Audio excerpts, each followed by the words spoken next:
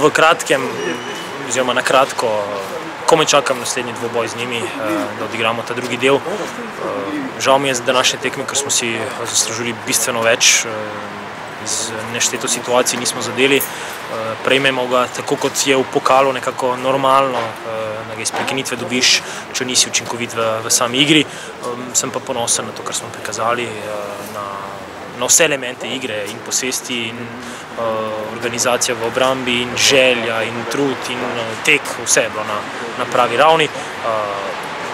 Takih tekem, če bomo še nadaljevali odigrali, jih ne bomo prav veliko izgubili.